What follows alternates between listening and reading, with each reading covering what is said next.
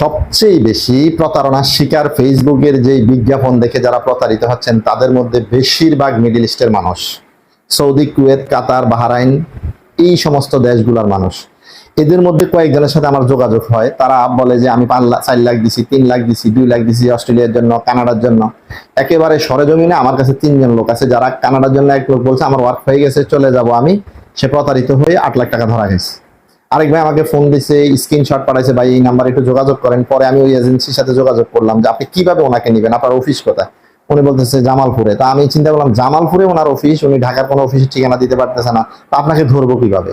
তো এরকম আসলে সৌদিতে বা কুয়েত, কাতারে যারা আছেন তারা ফেসবুকের কোনো বিজ্ঞাপন দেখে আকৃষ্ট হয়ে ইউরোপ যাওয়ার জন্য চিন্তা করবেন না, প্রয়োজন আপনি বাংলাদেশে আসেন।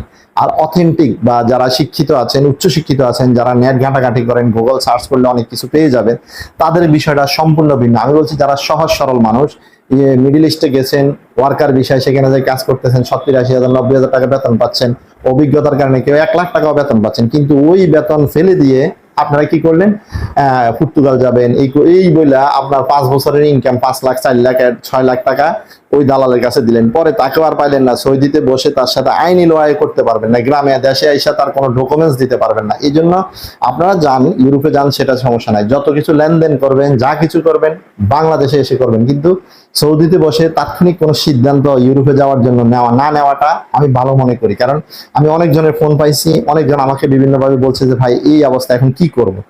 তো অনেকের গতিই থাকে না, শেষ পর্যন্ত টাকাটাই লস হয়। এই জন্য আমি আপনাদেরকে পরামর্শ দিব, ফেসবুকের কোনো বিজ্ঞাপন দেখে, আরে ভাই দেখে শুনেই তো কিছু করতে পারি না, ফেসবুকে কি করবেন আপনি।